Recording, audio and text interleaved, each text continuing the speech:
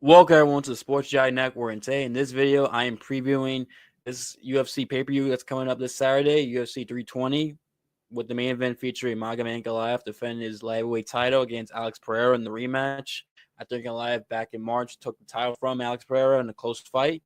Then you got the co-main event, Merab Dvalishvili defending his 135 title against Cory Sandhagen, as Merab is being super active. This is his fourth fight in 13 months. He won the belt in September of last year at the Spear event. Now he's fighting his fourth fight, and he's looking to have his third title defense. He's looking to become, I think, the first champion and defend the belt 3 times in a year.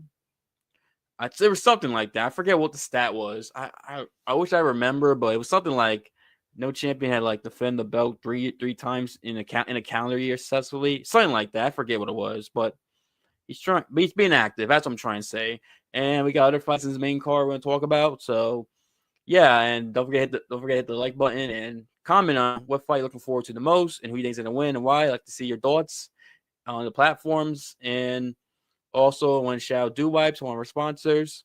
Just go, shout out to Do Wipes. Do Wipes and Sports Jedi wipe out the competition as there's a sponsor of ours. So I do want to mention them, give them a shout out real quick. And yeah, and also, I am going to be doing more videos more frequently. I have a lot of things happening where I couldn't do certain videos in September as frequently as I wanted to. Plus, there wasn't like a ton of news that was going on in the last couple of weeks of the UFC that I really wanted to do videos about. And plus, this past card in Australia last week was not the best. There were some decent moments. I mean, the knockout of the knockout of Goldberg over Reyes, was a highlight and impressive. And Carlos Goldberg might be fighting for the heavyweight title next. That fight has implications considering you got 2 important lightweight fights coming up this upcoming card, and Goldberg might secure himself a title fight, especially if Pereira does win, which I'll talk about that fight and what I think is going to happen. But yeah, I just want to address that real quick. Obviously, I'll be doing video recapping this event and talking about the UFC in Brazil card next week with Charles Oliveira. So yeah, so let's get started. I do want to mention some prelim fights to watch out for. Patchy Mix fighting, trying to redeem himself after that performance against Mario Batista back in June. He's taking on debuting Jacob Wigzak. I'm butchering his name. Normally I'm good at Polish names, but it's Wiklacz, but the L has like a weird dash over it. It's a weird thing they do in some European countries, like Polish countries. Well, not Polish, but Eastern European countries. Anyway, he's from KSW. He's making his UFC debut. He has success at KSW. He's similar to Patchy Mix, where Patchy Mix had success outside UFC. Now he's making his UFC debut, where Patchy Mix made his UFC debut back in October. And Mix trying to redeem himself. Jacob's trying to make a name for himself. That's a fight to watch in the prelims. I am interested in that fight. Emmett Shabazi and Andre Mias is another fight in the prelims looking forward to seeing.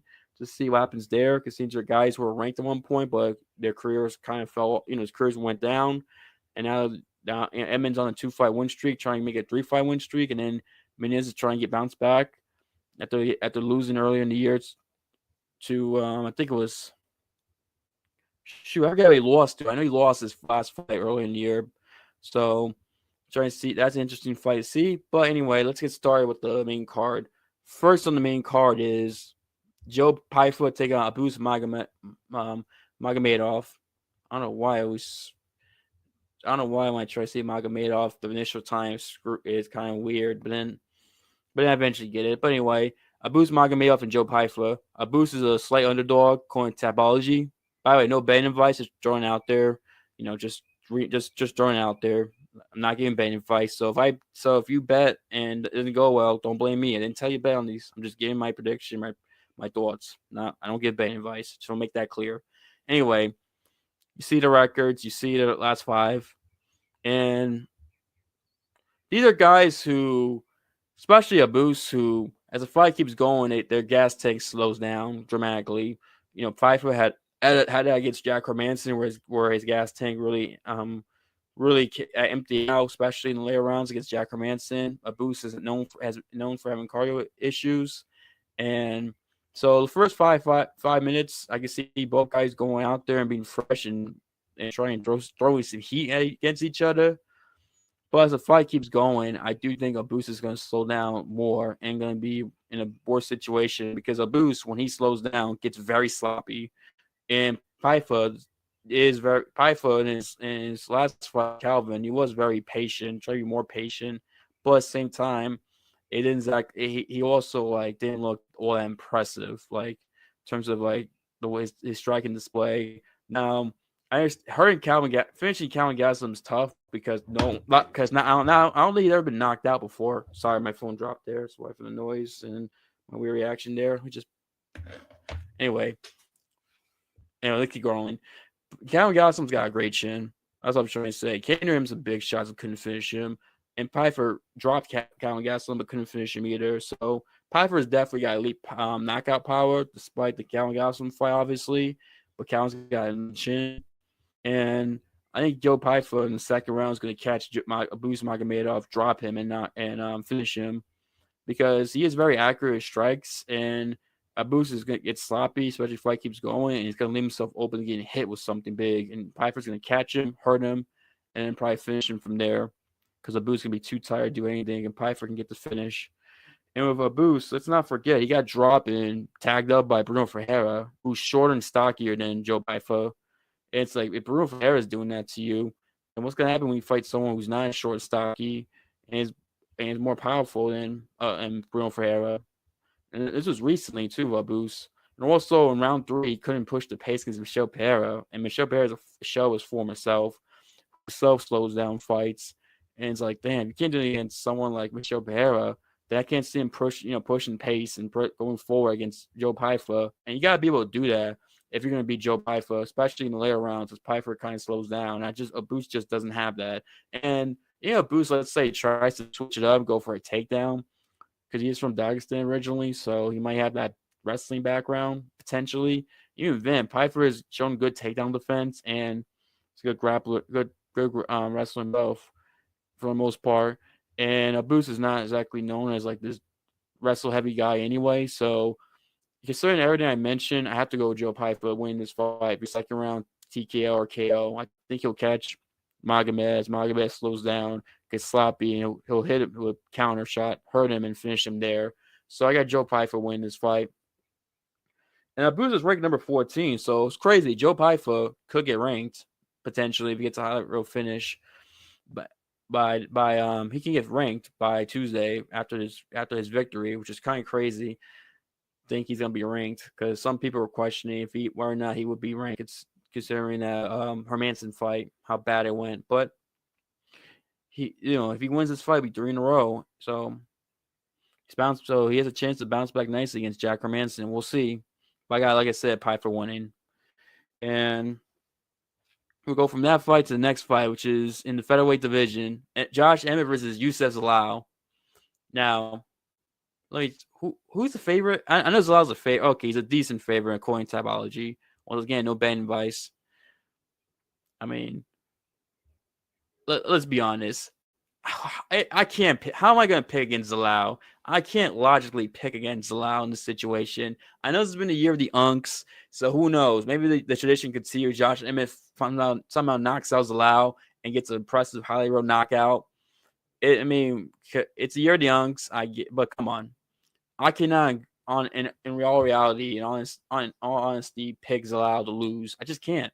Zalal younger, Emmett. We know his game plan: overhand rights, step in, try to left hooks or maybe right hooks. It's this, his game plan. Like Josh Emmett, doesn't exactly use his wrestling. He's a wrestling background, but doesn't use it in fights. I don't see him using it against Zalal. Zalal is very good at hit, don't get hit, move out the way. Very good at touch and go. Sometimes it gets annoying. It kind of fights like a pansy at times. I mean, round 3 against Calvin Kattar, he just running away and just backing up. It just looked a bad look. He has the ability to do that, and he's very good.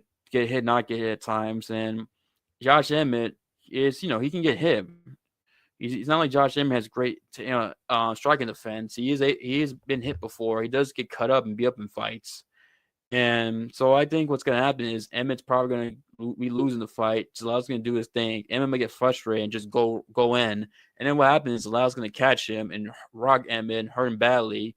And Zalal does have a flying knee up the middle that he does like to use. I think he dropped Jack Shore with it. And Zalal's got a decent amount of submissions. I believe he has 9 submissions in his career. He's got several submissions in the UFC as well. And I could totally see Zalal, as Emmett's coming in, dropping Josh Emmett, and then freaking going out there and submitting Josh Emmett easily. I think that's what's gonna. I think Zalal's gonna win by a decision, or if it's a finish, it's gonna be a submission victory. He's gonna hurt Emmett, drop him, and then he's gonna submit Emmett. I mean, Josh Emmett got submitted by Yair Rodriguez. Yair Rodriguez does not submit people. Now, granted, he got dropped and hurt, and that's what's a submission. So it's like, if that can happen, then Zalal can do the same thing. Who's a better submission artist than Yair? And so Emmett's probably what's gonna happen is he's gonna rush in, and then from there Zalal's gonna catch him, hurt him, drop him, and then from there he's gonna submit him if he does get a finish. I'm leaning towards decisions Zalal, but I could totally see that scenario I just mentioned. I know it's 50-50. I'm gonna say 50-50. I think it's either Emmett loses by decision or Emmett gets dropped and submitted by Zalal. It's gonna be silent, one of those two things. Either a knee up the middle Zalal's gonna throw that drops Emmett, or he's gonna land a punch that Emmett's coming in. As Emmett coming in, like a counter, Zalal's gonna land. It's gonna hurt Josh Emmett, and then from there he's gonna beat him up and then submit him. I got Zalal winning. Like, let's be honest, ain't no way I'm picking Josh Emmett at this point. Yeah, he's got knockout power. It'd be great to see Josh Emmett get another highlight reel knockout, but we gotta be honest with ourselves. He's not getting it. Ain't no way. Not at this stage of his game. He's still the same fighter he was 5 years ago, 6 years, 8 years ago, for the most part. And Zalal's got good striking defense. It just, you're not gonna go out. You're not gonna go out there and freaking He's not gonna get caught, Zalal, unless he just fights terribly and just fights lazily, which I don't expect him, considering this is a big fight on pay-per-view, biggest fight of his career. And plus he did well in the first 2 rounds against Calvin Kattar, who is a better striker than Josh Emmett. I know it's older Calvin Kattar, but still he throws more in the striking department than Josh Emmett, excuse me. And Josh Emmett, I know Josh Emmett. Well, Emmett lost to Calvin Kattar. That was a bullshit robbery. That was one of the worst robberies of 2022. One of the worst robberies, that Calvin Kattar Josh Emmett fight. And I mentioned this because both guys fought Calvin, and Zalal looked good against Calvin, who is a more dynamic striker, who offers more than Josh Emmett, even at this point in his career. Compare even this point. And I know he's not the same guy as that Kattar Emmett fought, but still. And I think he's gonna do well against Josh Emmett, who we know his limitations in the striking he likes to do. So I was gonna beat him via decision or a submission. And we transition from that fight to Yuri Prochazka and Khalil Roundtree. Whoo, what a fight! Can't wait for this fight. This is gonna be exciting. It's a Yuri fight, so Yuri's always exciting. And Khalil, the right style matchup can be exciting too. Do want to mention that as well. As you see the records here, both guys come off victories over Jamal Hill in their last fight. It was Yuri back in January, Khalil back in June. In that what was it? Qatar card. Yeah, it was in Qatar. No, not Qatar. It was what the heck was that? They were in the Middle East. I'm trying to remember. Oh, Baku, Azerbaijan card. There we go. That's what it was. And slight favorite is Yuri Prochazka according to Tapology, and I got Yuri winning this fight. Yuri to me is going to win because, first of all, I mean, Yuri's look at the competition both guys have fought. Yuri, since coming to UFC, he's beaten Uzdemir, he beat Reyes, he beat Glover Teixeira, he's beaten Alexander Rakic, he's beaten Jamal Hill, he's fought against Alex Pereira twice. Like, he's fought the elite guys in the UFC. He's done well. Khalil Roundtree, like, think about his best win. His best win, Jamal Hill. Outside that, who else? Anthony Smith? Like, it's not to say Khalil is not talented. Khalil's got talent, but the thing is, Yuri's fought getting better competition and won. And stylistically, Yuri's a much more consistent finisher than Khalil Roundtree. Yeah, Khalil has highlight reel knockouts, but it's not consistent with his finishing. Sometimes he gets these high road finishes. Sometimes he just gets decisions. I know people are mentioning Yuri's susceptible to leg kicks, which yes, Yuri has been susceptible to leg kicks in the past, but Yuri's pressed forward. Like, no one's really like outside Alex Pereira, no one's really like used leg kicks effectively against Yuri. Like Khalil, yeah, he does throw good leg kicks, but there's been times where guys he throws leg kicks and guys still walk forward. I mean, Anthony Smith was making it gritty despite the leg kicks, and we know Smith doesn't even check leg kicks, and that's his weakness. He did make it great before Khalil was able to finish him badly in that third round. And then even Eric Anders, the one guy that we all remember Roundtree fucking up his leg, Anders still pressed forward despite getting his leg fucked up. And Yuri has the ability to just press forward and not let leg kicks bother him. And not only that, but Yuri's also improved head movement. In the Jamal Hill fight, we saw improved head movement from Yuri, which always been at times his weakness. And yeah, Khalil is like short, as you know, throws a lot of counter hooks, and maybe if Yuri dips his head the wrong way, he can get or moves his head the wrong way, he can potentially get caught. But at the same time, I don't see it because of the improved head movement. And plus, Yuri has the ability to make the fights wild and crazy, and it works for him. And Cleo's a guy who, if the fights doesn't go his way and his dictation, he tends to like fold. Like Alex Pereira fight the best example. He did well round one, and round two was doing all right, but even then the tide was turning. Pereira was starting to figure him out. And then rounds 3 and 4, he got his ass whooped until the ref stopped it in round 4 after getting dropped in that fight. And he took a lot of damage too. And Yuri is a consistent finisher. I think all but like 2 fights of his or 3 fights are finishes. He's got like 28. No, he's got 31 victories. So that's something to think about. Consistent finisher, and plus it's only been a year since Roundtree fought Alex. And remember, Alex put a whooping on Khalil Roundtree last year in last October in Salt Lake City in that pay-per-view. He beat up Khalil badly. Khalil had broken nose. I mean, you look at the face of Cleo; it's freaking damaged. It's only been a year since that happened, so he's gonna have more scar tissue still. And Yuri doesn't have a lot of scar tissue, despite the wars he's been in. I mean, he's got some, but not to the level of Khalil. So actually, Khalil did after that fight against Pereira. So it's possible his nose gets broken because Yuri hits hard. I can see a scenario where Yuri catches Khalil, breaks his nose, and then it's just beginning at the end for Khalil. And plus, Yuri has the ability, even if he loses round 1 and come back and win fights. I mean, he lost round 1 to Rakic, finished them.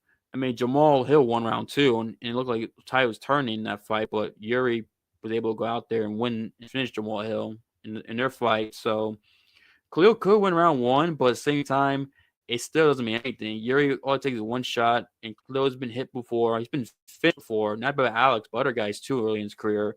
Yuri's a more consistent finisher compared to Khalil. Better head move, he's improved his defense, and has has the ability to disrupt the flow of the fight and make it his way. And Khalil, when his can't dictate the fight and fight his pace, he tends to break. See his losses. It happens all the time. When guys push him and everything goes different, guys push him and he can't fight his pace, his style. He breaks. He has an ability to adjust like that. And Yuri has the ability to disrupt the flow of fights. And that's why I got Yuri Prochazka win this fight via second round KO, TKO. He's gonna catch Khalil, hurt him badly, and then he's gonna just whoop Khalil until the fight's over. And also, Yuri could go for a takedown. If let's say Khalil hits him a big shot, I could see Khalil get taken down by Yuri just because Yuri has shown the ability to take guys down. He took Reyes down, and Reyes is not a guy who gets taken out a lot in his fights. And even Glover Teixeira, like I think he took Glover down. I know he's able to reverse some of the takedown attempts by Glover Teixeira and do well in the ground. So if he does take Khalil down, he can do some work on the ground too. And we never seen Khalil really do well on the ground. And Khalil's a primary striker, so it's possible that if he gets Khalil to the ground, he can do a lot of damage to Khalil and maybe beat him up badly there. So that's a possibility. So I got Yuri. Just more ways to win. That more consistent finisher, has ability to disrupt the flow, and Khalil, when that happens, really does not do well. And improve his head movement and fought more elite guys consistently. Yuri should win this fight. I'm excited too because Yuri Prochazka, Khalil Roundtree. Yuri's amazing, always exciting. I love Yuri Prochazka.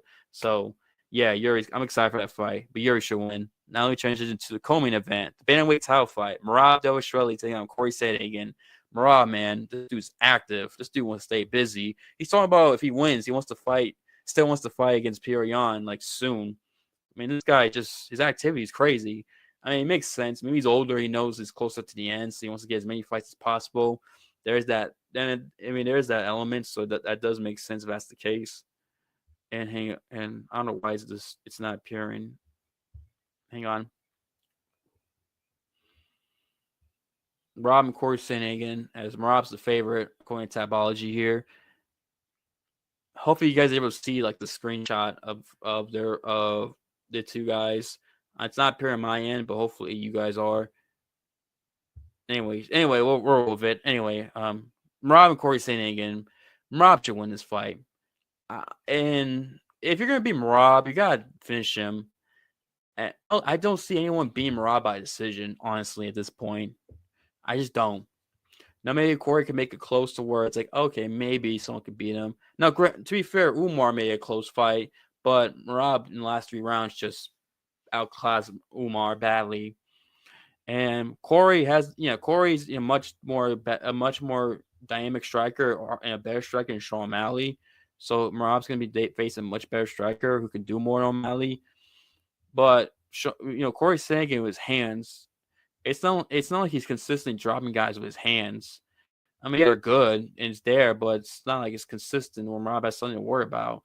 I mean, he did well against O'Malley. If you're doing well against O'Malley, then I think you do well against Cory Sandhagen in terms of dealing with the hands. And also, Merab's got a good chin. We saw the Marlon Rice fight. That guy can take damage and come back and win fights. The Marlon Rice fight, he 10-8 Merab. Like Merab was done, but he came back and was able to beat Marlon Rice. And Cejudo called him some good punches in round 1 of their fight, the round that Cejudo won. But then Merab dominated Cejudo rounds 2 and 3, famously picking him up and carrying across the octagon before slamming him. And Merab is such it's just cardio and stamina is amazing. Maybe the best ever. It's just insane. This dude don't get tired. Like, I don't understand Merab. How the fuck does he not get tired? Like, explain that to me. It just doesn't make sense with this dude. The dude could spam a bunch of takedowns and just keep going. I mean, Pierre Yan, who has a wrestling background, has a great takedown defense, probably better than Sandhagen. Sandhagen's improved his wrestling since the Aljamain Sterling fight 5 years ago. And yet he spammed, what was it, like 50 takedowns he spammed against freaking Yan, landing like 40-something? Something crazy. Like, I forgot how many it was, but it was insane watching that fight. It's like, damn, he did that to Pierre Yan, who's got a decent wrestling background. He's a striker, and he can defend, and he did that to Yan. Cory Sandhagen has improved his wrestling. He's improved that he's been working on his grappling wrestling ever since the Aljamain Sterling fight. And it's gotten better, but it's still, I don't think, enough to where he can handle Merab, who's going to be in his face, consistently taking him down, pressuring him, controlling him. Even if Sandhagen gets up, he'll just take you down. Sandhagen gets up, he'll just take you down. Sandhagen get up, he'll just take him down. You get what I'm trying to say. He has the ability to do that. His conditioning is just going to be in your face. It's going to disrupt Sandhagen's flow and really give him problems. And when Sandhagen fights wrestlers, especially good wrestlers, he struggles. In the Umar fight, I mean, he did well defensively against Umar, but at the same time, he was so worried about the takedowns, he couldn't really let his hands go, and he didn't like push the buttons and really go for like he should have. And I think it's gonna happen with Merab, where I think Sandhagen will do round 1, where he'll land some good shots in Merab, probably win round 1, but then rounds 2, 3, 4, and 5, Merab will just do his thing and just start pressuring more, take him down, disrupting the flow of Sandhagen, and Sandhagen really won't be able to do much and won't take a risk because he's afraid of getting taken down and by Merab and just dominated by Merab there. And one thing about Merab is that Merab is improving. Like, he's improving his submission game, like you saw against O'Malley.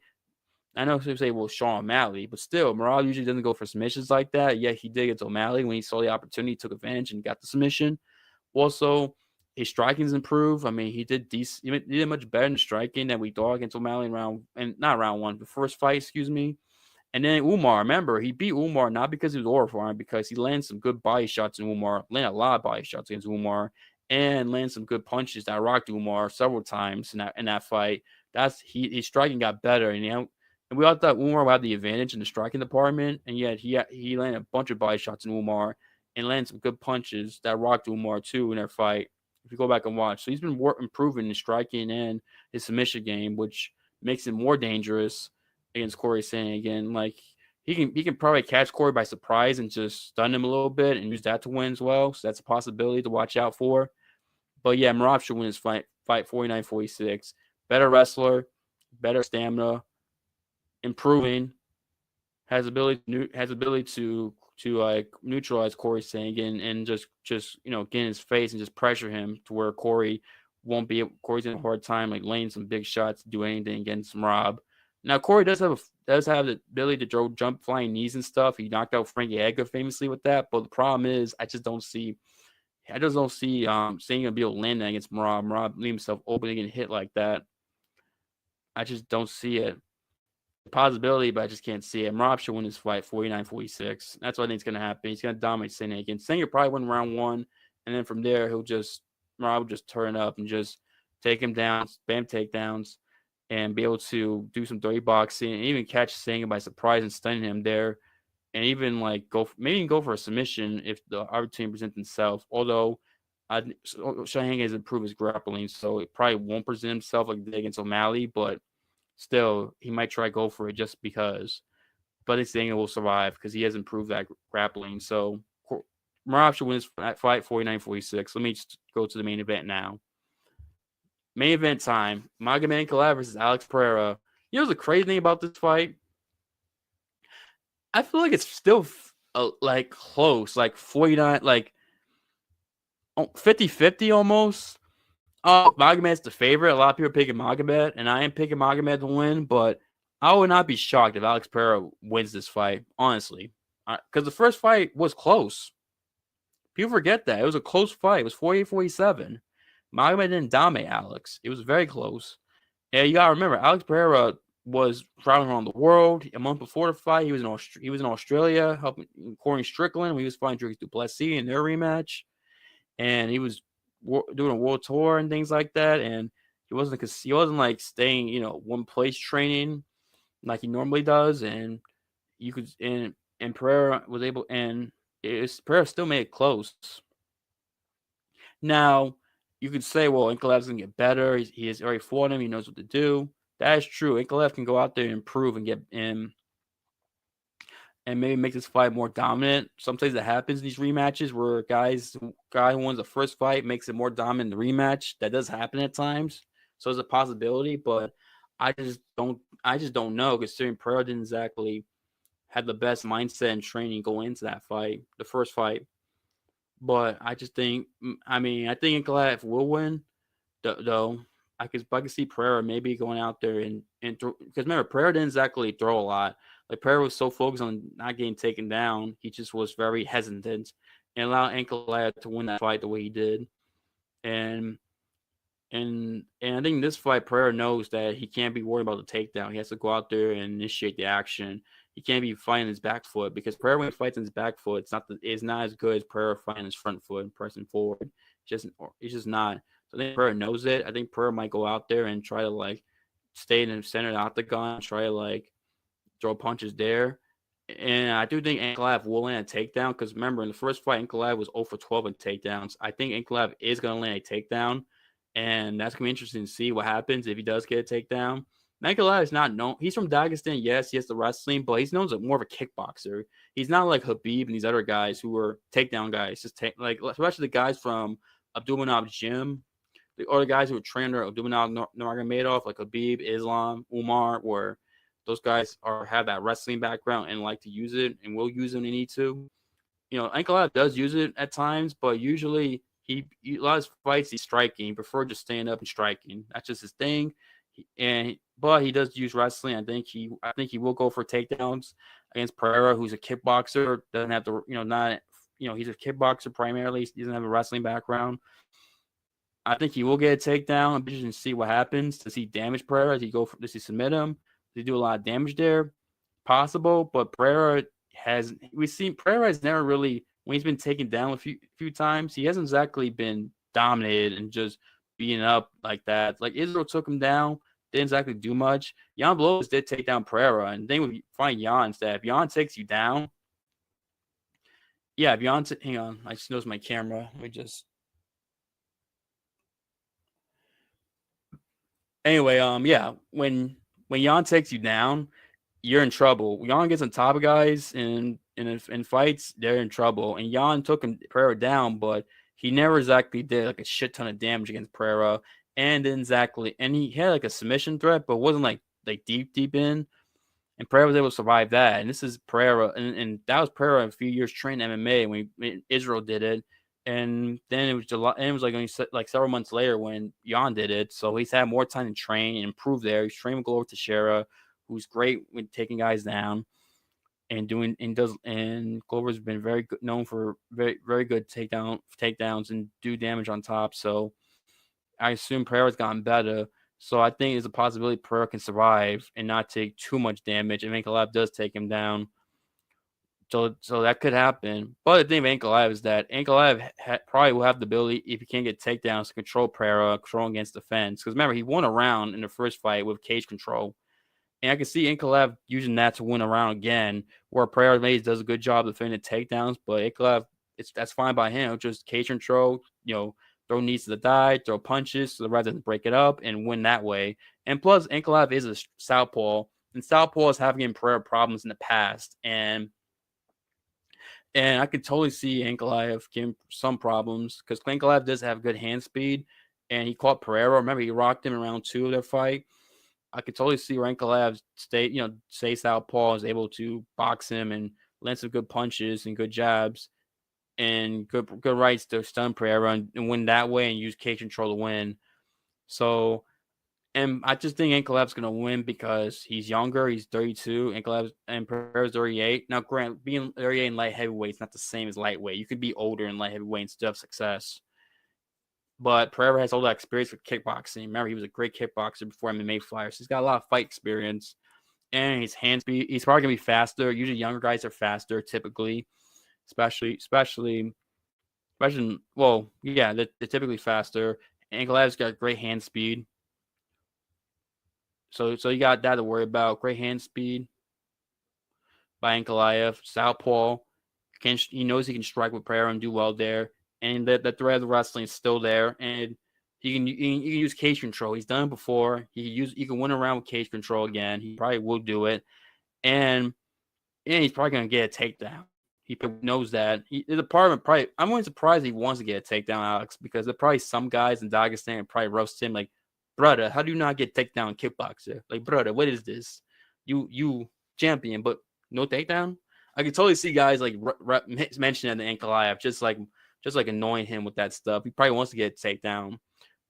But his partner probably doesn't want to get a takedown, so I think he can get one. And we just see there. I just can't see Ankalaev not being able to take down Pereira. That'd be crazy. But if he's not careful, he can go out. Pereira can catch him with counter and drop him badly. Especially just keeps spamming takedowns. Does him sloppily. Just forces it. There's that possibility. And also Pereira, like I said, could still win his fight, especially if he goes out there and takes more risk. Maybe he can catch Ankalaev because Ankalaev's been hurt before and rocked in several of his fights. And Pereira is still a powerful puncher, obviously. And who knows, maybe a more focused, dedicated Pereira might get a better performance out of him. Maybe he's able to hurt Ankalaev. But I got Ankalaev winning just because younger, hand speed's faster. He is southpaw and has the wrestling threat and probably will get a takedown. And I think he'll win this fight 48-47 or 49-46, that decision.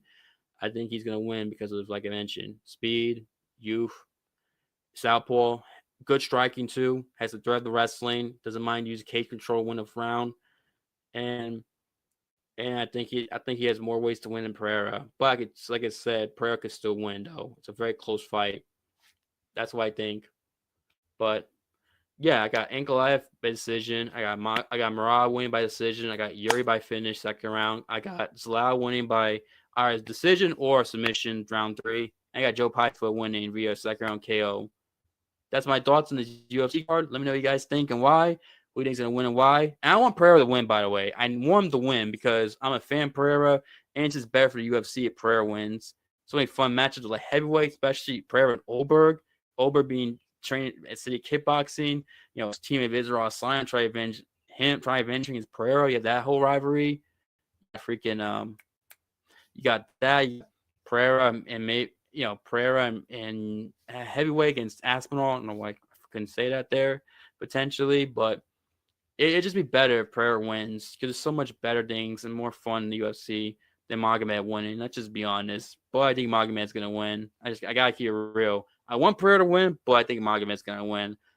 Some guys they try use what they want and try like convince you it's gonna happen, make the predictions, but I gotta be honest and tell you what I think is gonna happen right now. What I want to happen.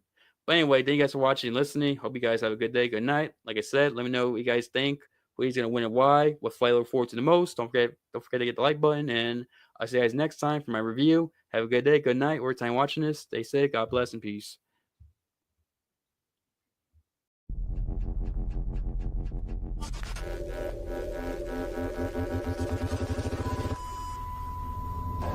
Yeah.